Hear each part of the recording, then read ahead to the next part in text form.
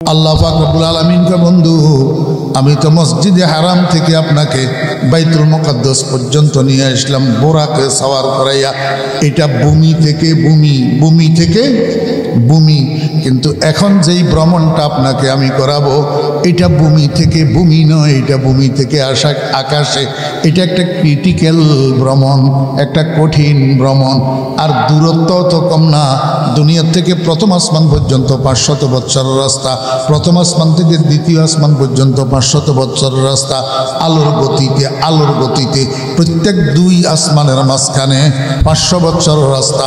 সর্বশেষ আসমান সপ্তম আসমান থেকে সিদরাতুল মুনতাহা পর্যন্ত 70,000 বৎসরের রাস্তা।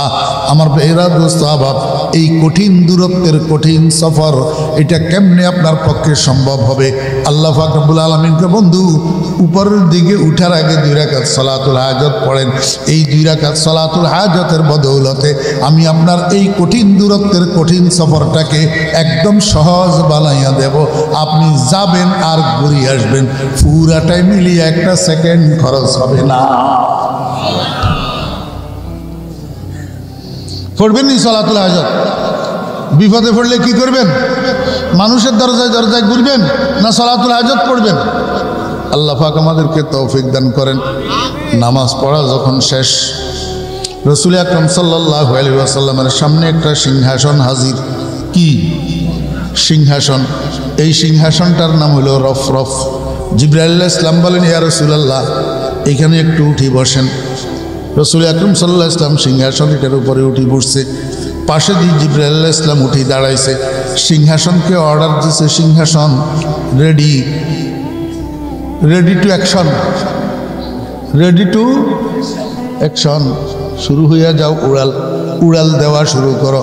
আমার বেহরা দোস্ত আবাব, সুলাইমান আলাইহিস সালামকে এরকম একটা সিংহাসন আল্লাহ পাক দিয়েছিলেন। সুলাইমান আলাইহিস সালামের সিংহাসনও আকাশে উঠত, কিন্তু ড্রাইভার নিজে ড্রাইভিং করত। আর মুহাম্মদুর রাসূলুল্লাহ সাল্লাল্লাহু আলাইহি ওয়াসাল্লামকে আল্লাহ পাক সিংহাসন দিয়েছেন। কয় আমার বন্ধু এটা ড্রাইভ করার দরকার নেই, বন্ধুর কষ্ট হবে। ও জিবরাইল তোমার সাথে ড্রাইভার পাঠাইলাম, আমার বন্ধুর রফরফ তুমি ড্রাইভ করো। জিবরাইল আলাইহিস সালাম সিংহাসন নিয়া যাইতে কোথায় গেছে জানেন? প্রথম আসমানের দরজায় যাইয়া দিছে টোকা। ভিতর থেকে ফেরেশতা দারোয়ান জিজ্ঞাসা করে, মান আনতা, কে আপনি? জিবরাইল কয়, আনা জিবরাইল। আপনার সাথে এইটাকে? মুহাম্মাদুর রাসূলুল্লাহ সাল্লাল্লাহু আলাইহি ওয়াসাল্লাম। আমার বেহরা দোস্ত আহবাব, আসমানের দারোয়ান দরজা দিয়েছে খুলি। জিবরাইল আলাইহিস সালাম রাসূল আকরাম সাল্লাল্লাহু আলাইহি ওয়াসাল্লামকে লইয়া উঠছে আসমানের উপরে উঠি দেখে, ওরে বাপরে বাপ, একটু পাশেই একটা বিরাট ফিলার, এই ফিলারের সাথে লাগানো একটা আলিশান কুরসি। আপনাদের এই সোফা কি গাছের তো জানি না, সেগুন কিনা। সেগুন হইলেও অনেক পুরাতন হয়ে গেছে, এইখানের মধ্যে টুকিটাকি সুন্দর নেই। সুন্দর? ওরে বাপরে বাপ, ফিলারের সাথে লাগানো এক কুরসি, আলিশান এক কুরসি। যেমন কুরসি আলিশান, এমন কুরসির মধ্যে বসে রয়েছে এক বাপের বেটা আলিশান মোড়ে। রাসূল আকরাম সাল্লাল্লাহু আলাইহি ওয়াসাল্লাম জিবরাইলের জিজ্ঞেস করে, ভাই জিবরাইল উনি কে? বড় শানদার ব্যক্তিত্ব, কে উনি? জিবরাইল আলাইহিস সালাম কয়, ইয়া রাসূলুল্লাহ চিনলেন না? উনি আপনার আব্বা। উনি আপনার আব্বা। রাসূল আকরাম সাল্লাল্লাহু আলাইহি ওয়াসাল্লামের নয় শুধু, বরং সমস্ত সন্তানের আব্বা। ওই সন্তানদের মধ্যে একজন সুসন্তান, সর্বশ্রেষ্ঠ সন্তানের নাম মুহাম্মাদুর রাসূলুল্লাহ সাল্লাল্লাহু আলাইহি ওয়াসাল্লাম। রাসূল আকরাম সাল্লাল্লাহু আলাইহি ওয়াসাল্লামকে বলার সাথে সাথে নবীজি বুঝছেন, আগাই গেছেন, আব্বা জানেরে সালাম করছেন, মুসাফা করছেন। আব্বা জানো সুসন্তানকে মোবারকবাদ জানাইছেন, শুভেচ্ছা জানাইছেন। আমার বেহরা দোস্ত বাবেরা, সেখান থেকে এইবার জিবরাইল আলাইহিস সালাম নবীজিকে লইয়া উঠছেন দ্বিতীয় আসমানে দেখা হইল হযরত ঈসা আলাইহিস সালামের সাথে। সেখান থেকে নবীজিকে লইয়া জিবরাইল উঠলেন 3য় আসমানে। 3 নম্বর আসমানে উঠি আরেক গেড়া কল। রাসূল আকরাম সাল্লাল্লাহু আলাইহি ওয়াসাল্লাম হয়রান হইয়া গেলেন, ওরে বাপরে, এটা কে? মানুষ কেমনে এত সুন্দর হয়? ওরে ভাই জিব্রাইল, এইটা কি? উনি কে? উনি এত সুন্দর কেমনে মানুষ? জিব্রাইল আলাইহিস সালাম কয়, ইয়া রাসূলুল্লাহ, ইনি আর কি ওই নবী যার চেহারার দিকে তাকাইয়া মহিলা কতগুলা আল্লাহু আকবার কমলা লেবু কাটতে যাইয়া হাত কাটি ফেলছিল, এই পুরুষটার সৌন্দর্যে আকৃষ্ট হইয়া উনি সেই নবী হযরতে ইউসুফ আলাইহিস সালাম। হযরতে আমার ভাইয়েরা, দোস্ত আহবাব, মেরাজের রাত্রে থেকে ঘুরিয়ে আসি রাসূল আকরাম সাল্লাল্লাহু আলাইহি ওয়াসাল্লাম ফজরের নামাজের পরে সাহাবীদের কাছে মেরাজের ঘটনা যখন বর্ণনা করতেছিলেন, সেই বর্ণনার মধ্যে নবীজি আমার বলেন, 3 নম্বর আসমানে যখন উঠলাম হঠাৎ আমি হযরত ইউসুফ আলাইহিস সালামকে দেখতে পেলাম। আমি কি দেখলাম তোমরা জানোনি? কয় কি ইয়া রাসূলুল্লাহ? কয় আল্লাহ পাক এই পৃথিবীর মধ্যে যত সৌন্দর্য আর রূপ বানাইছেন এটাকে 2 ভাগ করছেন।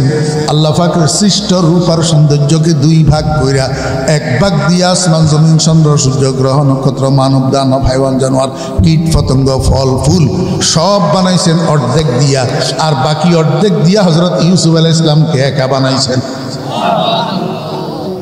কাদ উতিয়া শাতরাল হুসন, কাদ উতিয়া শাতরাল হুসন। আমার ভাইয়েরা, দোস্ত আহবাব, এই কথাটা আল্লাহ পাক রব্বুল আলামিন তাওরাতের মধ্যে নাযিল করছে। হযরত মুসা আলাইহিস সালামের কিতাব, হযরত মুসা আলাইহিস সালামের কিতাব, যেটার হামেল আমার ভাইয়েরা, দোস্ত আহবাব, হযরত মুসা আলাইহিস সালামের উম্মত যারা ইমানদার ইহুদি, ইমানদার ইহুদি। এখন যেগুলো আছে এগুলা তো বেঈমান ইহুদি। এখন যেগুলো আছে এগুলা কি?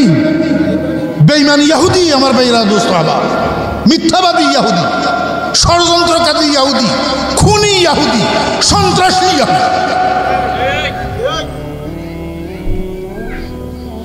তাওরাতের মধ্যে এই কথাটা আছে। এই কারণে একজন ইহুদি মহিলা একদিন আম্মাজান আয়েশা সিদ্দিকা রাদিয়াল্লাহু আনহার কাছে আসছে কোনো প্রয়োজনে। তো কথাবার্তার মাঝখানে ইহুদি মহিলা এটা আম্মাজান আয়েশা সিদ্দিকা রাদিয়াল্লাহু আনহাকে বলেন, আয়েশা বলো দেখি তোমার স্বামীর সৌন্দর্য বেশি না আমাদের নবী ইউসুফের সৌন্দর্য বেশি? আম্মাজান আয়েশা সিদ্দিকা রাদিয়াল্লাহু আনহা কয়, ও ইহুদি মহিলা, আমি বুঝছি তুমি আমাকে এই প্রশ্ন কেন করছো। তোমাদের ধর্মগ্রন্থ তাওরাতের মধ্যে আছে আল্লাহ পাকের সৃষ্ট সৌন্দর্যের অর্ধেক দিয়া আসমান জমিন সহ সমস্ত সৃষ্টি জগৎ বানাইছেন, আর বাকি অর্ধেক দিয়া তোমাদের নবী ইউসুফকে একা বানাইছেন। এই জন্য তোমাদের সন্দেহ হয়েছে, মনে হয় তোমাদের নবী থেকে আমার স্বামী মুহাম্মদুর রাসূলুল্লাহ সাল্লাল্লাহু আলাইহি ওয়াসাল্লামের সৌন্দর্যের পরিমাণ কম, এই জন্য তুমি আমাকে এই প্রশ্ন করছো। ও ইহুদি মহিলা, শুনো, আমি আমার স্বামীকে বলতে শুনছি, রহমতুল লিল আলামিনকে বলতে শুনছি, আল্লাহ পাক সর্বপ্রথম, রাসূল আকরাম সাল্লাল্লাহু আলাইহি ওয়াসাল্লাম বলেন, আল্লাহ পাক সর্বপ্রথম আমাকে তৈরি করছেন, আমি আউয়ালুল মাখলুক, সৈয়দুল কাউনাইন মিসবাহুদ্দুজা, সৈয়দুল কাউনাইন মিসবাহুদ্দুজা, আউয়ালুল মাখলুক ফি ইলমিল আযল। আল্লাহর হাবিব বলেন, আমাকে আল্লাহ পাক যেই রূপ আর সৌন্দর্য দিয়েছেন সেই রূপের প্রকাশটাকে আল্লাহ পাক 2 ভাগ করছেন। 1 ভাগ দিয়া সমস্ত সৃষ্টি জগৎকে বানাইছেন, আর 1 ভাগ দিয়া একা ইউসুফ আলাইহিস সালামকে বানাইছেন। এখন দোনো ভাগের একসাথ করলে যেই পরিমাণ হয় সেই পরিমাণ সৌন্দর্য আর রূপ আল্লাহ একা আমি মুহাম্মদুর রাসূলুল্লাহ সাল্লাল্লাহু আলাইহি ওয়াসাল্লামকে দান করেছে। হসনে ইউসুফ দমে ঈসা ইয়াদে বাইজাদারি, হসনে ইউসুফ দমে ঈসা ইয়াদে বাইজাদারি, आचे खोबा हमादारंद तू तन्हादारी, ऐसा तुझे खालिक ने तरहदार बनाया, यूसुफ को तेरे तालिब दीदार बनाया। जमाले हुस्न यूसुफ पर फ़क़त आशिक़ ज़ुलैखा थी, तुम्हारे रोए रोशन पर फ़िदा सारी खुदाई है। ख्याले आरिफा बाशुद मोहम्मद, ख्याले आरिफा बाशुद मोहम्मद, जमाले दिलबोरा बाशुद मोहम्मद, फलकरा रूह जा बाशुद मोहम्मद, ज़मीरा इज़्ज़ो शाह बाशुद मोहम्मद। আমার বেহরা দোস্ত আহবাব, আল্লাহর হাবিব জনাবে মুহাম্মদুর রাসূলুল্লাহ সাল্লাল্লাহু আলাইহি ওয়াসাল্লামের সৌন্দর্য আর রূপ আল্লাহ পাক দুনিয়াতে বিকশিত হতে দেন নাই। নবীজির অরিজিনাল রূপ আর সৌন্দর্য যেন যেন বিকশিত হইতে না পারে। এই জন্য আল্লাহ পাক রসুল আকরম সাল্লাল্লাহু আলাইহি ওয়াসাল্লামের চেহারা শরীরের মধ্যে বশরিয়তের চামড়া লাগাইয়া দিয়েছে, বশরিয়তের চামড়া, যাতে রসুল আকরম সাল্লাল্লাহু আলাইহি ওয়াসাল্লামের অরিজিনাল সৌন্দর্য আর রূপ বিকশিত হইতে না পারে। কারণটা কি? সূর্যের দিকে দিনের 12টার সময় মানুষ চোখ উঠাইয়া তাকাইতে পারে না, সূর্যের কিরণের কারণে সূর্যের বডিটা মানুষ দেখতে পারে না, দৃষ্টি ফেরত এসে যায়। যদি মুহাম্মদুর রাসূলুল্লাহ সাল্লাল্লাহু আলাইহি ওয়াসাল্লামের চেহারা মোবারকের অরিজিনাল কিরণ যদি বিকিরিত হইতো, তাহলে একটা মানুষও নবীজির চেহারার দিকে তাকাইতে পারত না। সূর্যের দিকে তাকাইলে যেরকম দৃষ্টি ফেরত আসে, নবীজির চেহারার দিকে তাকাইলে এরকম দৃষ্টি ফেরত আসতো। তো দুনিয়ার মানুষ নবীজির থেকে উপকৃত হইতে পারত না। আমার ভাইয়েরা, দোস্ত আহবাব, তারপরেও তো কম হয় নাই, হযরত জাবের রাদিয়াল্লাহু আনহু থেকে হাদিস বর্ণিত। হযরত জাবের রাদিয়াল্লাহু আনহু বলেন, কুন্না রাআইনা ইলাল কমারি ফি লাইলাতিল বদরি মাররাতান সুম্মা ইলা ওয়াজহি রাসূলিল্লাহি সাল্লাল্লাহু আলাইহি ওয়াসাল্লাম মাররাতান ফাওয়াল্লাযী নাফসি বিয়াদিহি লাওয়াজহু রাসূলিল্লাহি সাল্লাল্লাহু আলাইহি ওয়াসাল্লাম আযওয়াউ মিনাল কমার ফি লাইলাতিল বদর আও কামা ক্বালা রাদিয়াল্লাহু আনহু। হযরত জাবের রাদিয়াল্লাহু আনহু বলেন, আমরা নবীজির সাহাবীগণ 14 তারিখের পূর্ণিমার রজনীতে একবার আকাশের চাঁদের দিকে তাকাইতাম, আরেকবার নবীজির চেহারার দিকে তাকাইতাম। আমি জাবের আল্লাহর কসম করি বলতেছি, 14 তারিখের পূর্ণিমার চাঁদের থেকে আমার বন্ধুর চেহারা বেশি সুন্দর। আমার ভাইরা, দুইজন নবী পত্নী, দুইজন উম্মুল মুমিনিন, হযরতে আয়েশা রাদিয়াল্লাহু আনহা, হযরতে উম্মে সালমা রাদিয়াল্লাহু আনহা, দুজনের থেকে হাদিস বর্ণিত।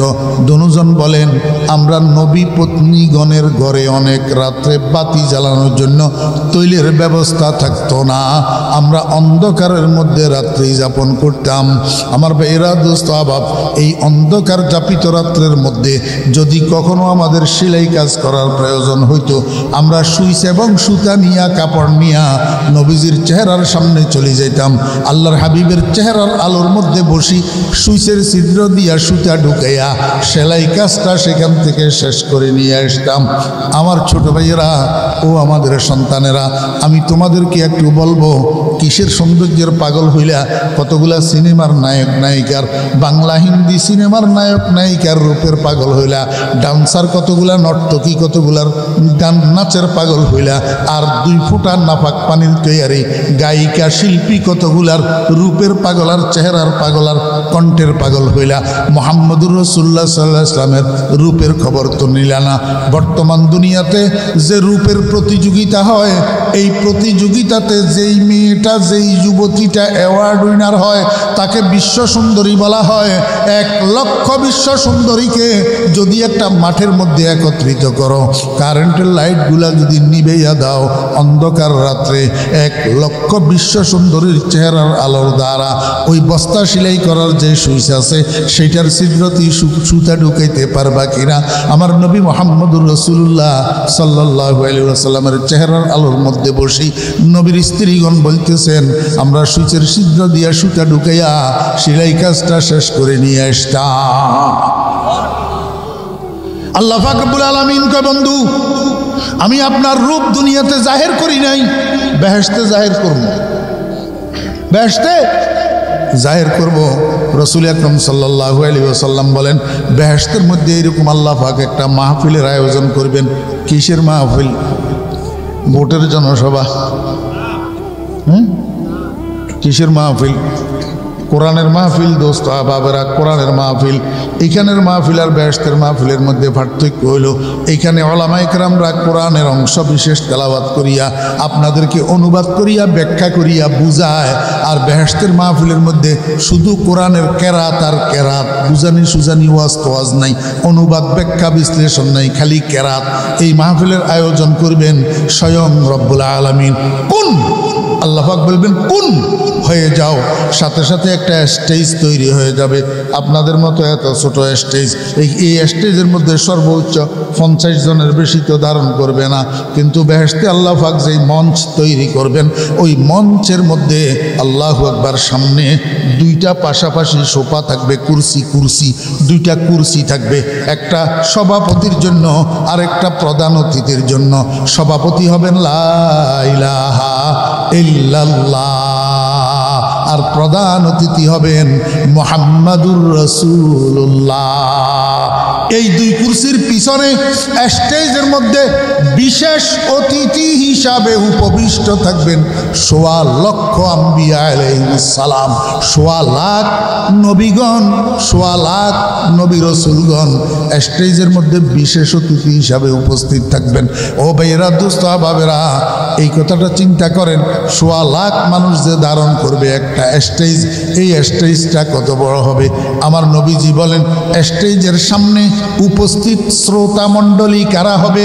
আদম আলাইহিস সালাম থেকে কিয়ামত পর্যন্ত যত মানুষ জান্নাতি হবে, এরা সবাই এই মাহফিলের উপস্থিত শ্রোতা হবে। দুইটা শ্রেণী হবে, প্রথম শ্রেণী আর দ্বিতীয় শ্রেণী। ফার্স্ট ক্লাসের শ্রোতাদের জন্য প্রত্যেকের জন্য একটা একটা স্বর্ণের চেয়ার দেওয়া হবে, স্বর্ণের চেয়ার, স্বর্ণের কুরসি। দ্বিতীয় শ্রেণীর শ্রোতাদের জন্য প্রথম শ্রেণীর পিছনে আল্লাহ পাক রব্বুল আলামিন মেশক আম্বরের সিঁড়ি বানাইয়া দিবে, মেশক আম্বরের সিঁড়ি, বরাবর সামনের দাফ পিছনের দাফের থেকে নিচু, বরাবর পিছনের দাফ সামনের দাফের থেকে উঁচু, যাতে একেবারে পিছনের দাফের শ্রোতারাও স্টেজ সমানভাবে দেখতে পায়। মেশক আম্বরের সিঁড়ি আল্লাহ পাক রব্বুল আলামিন বানাইয়া দিবেন। আল্লাহর হাবিব জনাবে মুহাম্মদুর রাসূলুল্লাহ সাল্লাল্লাহু আলাইহি ওয়াসাল্লাম বলেন, এই মাহফিলের কার্যক্রমের উদ্বোধন হবে কাকে দিয়া? 1 নম্বর আল্লাহর ফেরেশতা হযরত ইসরাফিল আলাইহিস সালামকে দিয়া উদ্বোধন করবেন। আল্লাহ পাক বলবেন, ও ইসরাফিল আমার ফেরেশতা, কোথায় তুমি? ইসরাফিল বলবে, লাব্বাইক ওয়া সাদাইক ইয়া রাব্বি, রব্বুল আলামিন আমি হাজির আছি। আল্লাহ পাক বলবেন, তুমি স্টেজের কোনায় আসো। ইসরাফিল আলাইহিস সালাম স্টেজের কোনায় আসবে। আল্লাহ পাক বলবেন, ইসরাফিল আমার এই শত সহস্র কোটি বেহেশতবাসী বান্দাদের এই মাহফিলটাকে তুমি একটু উদ্বোধন করো। আমি রব্বুল আলামিনের হামদ, একটা হামদ পরিবেশন করো। ইসরাফিল আলাইহিস সালাম আল্লাহ পাকের হুকুম পাইয়া আরবি ভাষায় আল্লাহ পাকের হামদ পরিবেশন করা শুরু করবে। দোস্ত, আমরা দুনিয়াতে হামদে বারি শুনি, নাতে রসুল শুনি, কয়টা কলি? 2টা 3টা 4টার বেশি কলি থাকে না। আর ইসরাফিল আলাইহিস সালাম বেহেশতের মাহফিলের মধ্যে হামদে বারি পরিবেশন করবে কতক্ষণ?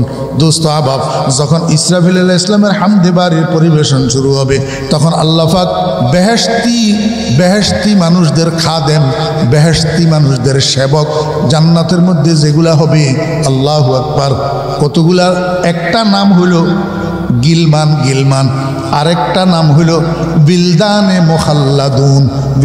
মুখাল্লাদুন।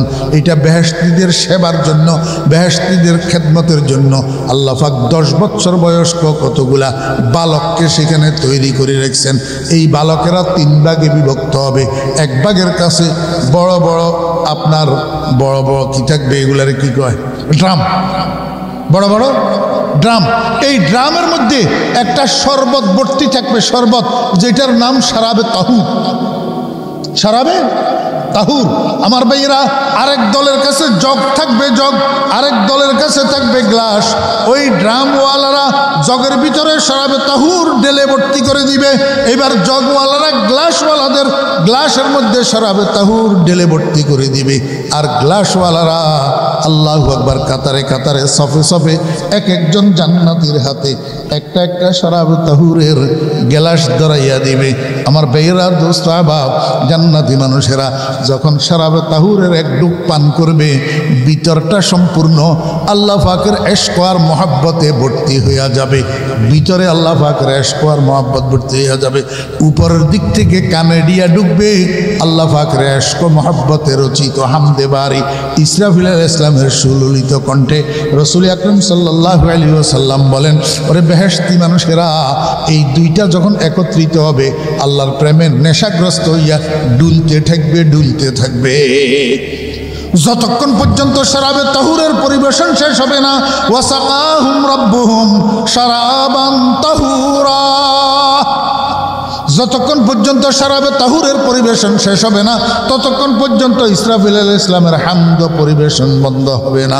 আমার বেহিরা দোস্ত আবাব, ইসরাফিল আলাইহিস সালাম যখন হামদ পরিবেশন শেষ করবে, এইবার আল্লাহ পাক রব্বুল আলামিন হযরত দাউদ আলাইহিস সালাতু ওয়াস সালামকে ডাকবেন, বলবেন, ও দাউদ, তোমাকে আমি একটা সুন্দর সুললিত কণ্ঠ দিয়েছিলাম, তোমার কণ্ঠে জাবুরের তেলাওয়াত শোনার জন্য আকাশের উড়ন্ত পাখিগুলা তোমার ঘরের চালের উপরে আসি বসে থাকতো, কিন্তু আখেরি জামানায় যারা দুনিয়াতে এসছে আমার বান্দারা দেরিতে আসার কারণে তোমার সুললিত কণ্ঠ শুনতে পায় নাই। আজকে আমার বেহেশতবাসী মেহমানদেরকে তুমি তোমার সুললিত কণ্ঠে আমার কালামের একটা সূরা আছে সূরা তাহা, এই সূরাটা তেলাওয়াত করি, একটু আমার বান্দাদেরকে শুনাইয়া দাও। আমার ভাইয়েরা দোস্ত আবাব, কারি আব্দুল বাসেতের কেরাতে আমরা পাগল হইয়া যাই, ইদি শাহবানের কেরাতে আমরা পাগল হইয়া যাই। আমাকে একটু বুঝাই বলেন না, জান্নাতের স্টেজের মধ্যে হযরত দাউদ আলাইহিস সালাম যখন সূরা তাহা তেলাওয়াত শুরু করবেন, কেরাত কেরাত কেরাত, হদর না তরতিল তরতিল, ওয়ারাতিলিল কুরআন তারতিলা। দাউদ আলাইহিস সালাম যখন তারতিলের সাথে কেরাত পড়া শুরু করবেন, তখন যে জান্নাতের মধ্যে কি অবস্থা হবে। সূরা তাহার তেলাওয়াত শেষ, আল্লাহ পাক রব্বুল আলামিন আল্লাহ পাকের বাম পাশে প্রধান অতিথির আসন অলঙ্কিতকারী মুহাম্মদুর রাসূলুল্লাহ সাল্লাল্লাহু আলাইহি ওয়াসাল্লামের দিকে ঘুরবেন, ঘুরি করবেন, বন্ধু দাউদে কি আমার কোরআনের জন্য কষ্ট করছে? আপনি না কষ্ট করছেন? আজকে আপনার মুখে আমার কোরআনের তেলাওয়াত যত সুন্দর লাগবে আর কারো মুখে এমন সুন্দর লাগবে না। আপনার নামে নাজিল করা গোটা কোরআন শরীফের হেডকোয়ার্টার, গোটা কোরআন শরীফের হাট, ইন্না লিকুল্লি শাইইন কলবান ওয়া কলবুল কোরআনে সূরাতু ইয়াসিন আও কামা ক্বালান নবী আলাইহিস সালাতু ওয়াস সালাম। বলবেন, বন্ধু আমার সূরা ইয়াসিনটা একটু পাঠ করি, আপনি বেহেশতবাসীদেরকে শুনান। মুহাম্মাদুর রাসূলুল্লাহ সাল্লাল্লাহু আলাইহি ওয়াসাল্লাম, আল্লাহু আকবার, মাখলুকাতের মধ্যে সর্বশ্রেষ্ঠ কণ্ঠের অধিকারী, সুললিত কণ্ঠের অধিকারী মুহাম্মাদুর রাসূলুল্লাহ সাল্লাল্লাহু আলাইহি ওয়াসাল্লাম সূরা ইয়াসিন তেলাওয়াত করিয়া শোনাবে। বন্ধুরা, আমাকে একটু বলেন না, জান্নাতে যাওয়ার খেয়াল আসেনি? মুহাম্মদুর রাসূলুল্লাহ সাল্লাল্লাহু আলাইহি ওয়াসাল্লামের কণ্ঠে ইয়াসিন সূরার পাঠ করা শোনার খেয়াল আসেনি? যদি থাকে শর্ত প্রযোজ্য। শর্ত মোবাইল কোম্পানিরা লিখিছে না, কি লেখে? ছোট্ট করি মানুষের ধোঁকা দেওয়ার জন্য নিচে দিই, ছোট্ট করে লিখি দিয়ে শর্ত প্রযোজ্য। আমার ভাইয়েরা দোস্ত আবাব, যদি জান্নাতে যাওয়ার খেয়াল থাকে, যদি মুহাম্মদুর রাসূলুল্লাহ সাল্লাল্লাহু আলাইহি ওয়াসাল্লামের সুললিত কণ্ঠে সূরা ইয়াসিনের তেলাওয়াত শোনার খেয়াল থাকে, তবে শর্ত প্রযোজ্য। শর্ত হইল, দুনিয়া যেদিকে যাক মেসমার হইয়া যাবে, দুনিয়া মেসমার হইয়া যাবে, কিন্তু 5 ওয়াক্ত নামাজ ছাড়া যাবে না।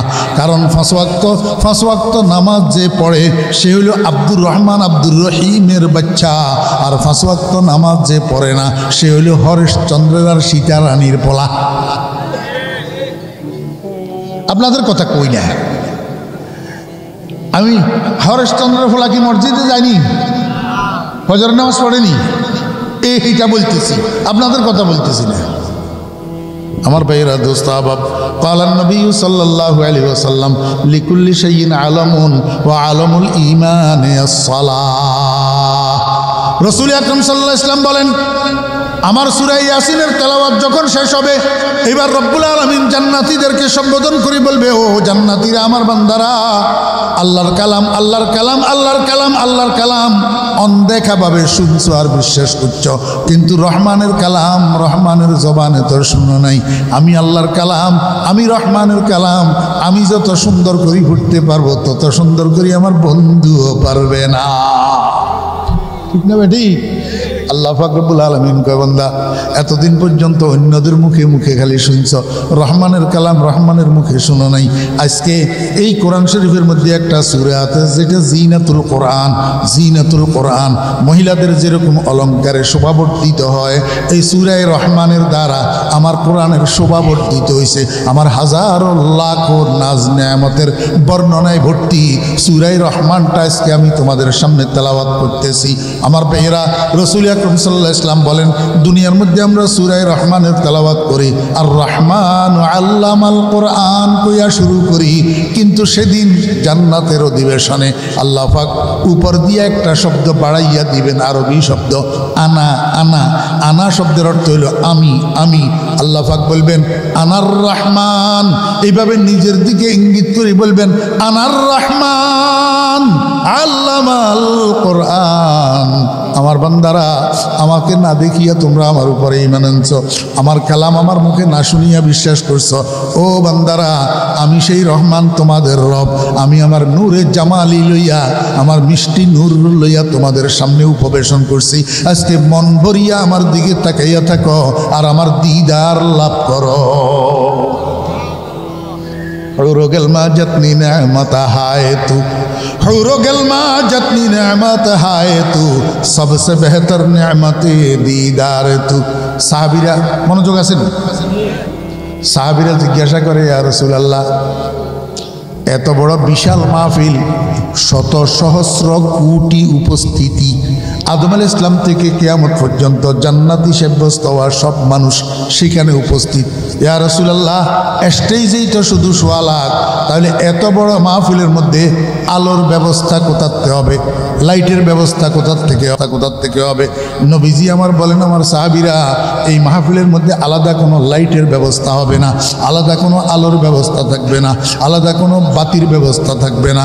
গোটা মাহফিলটা আমি মুহাম্মদুর রাসূলুল্লাহ সাল্লাল্লাহু আলাইহি ওয়াসাল্লামের চেহারার আলোর দ্বারা আলোকিত হইয়া থাকবে। खुदा खुद मीरे महफिल बूद अंदर ला मका खुसरू, खुदा खुद मीरे महफिल बूद अंदर ला मका खुसरू, मोहम्मद शम्अ महफिल बूद शब जाए के मनबूदम। মুহাম্মদুর রাসূলুল্লাহ সাল্লাল্লাহু আলাইহি ওয়াসাল্লামের পরিপূর্ণ রূপ আর সৌন্দর্য বিকশিত হবে জান্নাতের কোরআনের মাহফিলে। 1.5 ঘন্টা হয়েছে, আরও 1.5 ঘন্টা বললেও কোনো এটা শেষ করা যাবে না। অতএব কারণে আল্লাহ পাক যতটুকু আমাদেরকে শোনার তৌফিক দিয়েছেন, বলার তৌফিক দিয়েছেন, এইটার উপরে আমাদেরকে আল্লাহ পাক আমল করার তৌফিক দান করেন। আমিন। ওয়া আখিরু দাওয়ানা আনিল হামদুলিল্লাহি রাব্বিল আলামিন। কি হুকুম? दुरूद शरीफ पढ़ें। अल्लाहुम्मा सल्लि अला मुहम्मद व अला आलि मुहम्मद कमा सल्लैता अला इब्राहीम व अला आलि इब्राहीम इन्नका हमीदुम मजीद। अल्लाहुम्मा बारिक अला मुहम्मद व अला आलि मुहम्मद कमा बारकता अला इब्राहीम व अला आलि इब्राहीम इन्नका हमीदुम मजीद। আমার ছোট ছেলেটা বয়স 19 বছর, একটা জটিল রোগে আক্রান্ত, ফের ঢাকা সামরিক হাসপাতালে ভর্তি। আমি ছেলেটারে হসপিটালে রাখি, ওয়াদা খেলাফ না হয় যেন, এই জন্য চলে এসেছি আপনাদের কাছে। আপনাদের কাছে কদ্দুর দোয়া ভিক্ষা চাই, আপনারা অন্তর থেকে আল্লাহ পাকের দরবারে একটু দোয়া করবেন, আমার ছেলেটাকে যেন আল্লাহ পাক শেফা দান করেন, সুস্থ করে দেন, হায়াত দান করেন। আলহামদুলিল্লাহি রাব্বিল আলামিন والصلاة والسلام على أشرف الأنبياء والمرسلين ربنا ظلمنا أنفسنا وإن لم تغفر لنا وترحمنا لنكونن من الخاسرين ربنا هب لنا من أزواجنا وذرياتنا قرة أعين واجعلنا للمتقين إماما رب ارحمهما كما ربياني صغيرا اللهم يا فاطر السماوات والأرض أنت ولينا في الدنيا والآخرة توفنا مسلما وألحقنا بالصالحين या अल्लाह इसके महफिल के कबूल फरमान।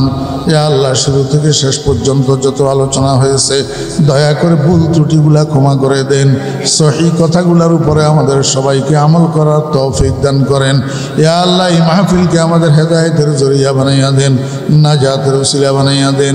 ইয়া আল্লাহ এই মাহফিলের উসিলায় এই মাদ্রাসাখানাকে কবুল ফরমান, দিন দুগুনি রাত চৌগুনি তরক্কি দান করেন, সমস্ত জরুরত গায়েবের থেকে আসানি সহিত পুরা করে দেন।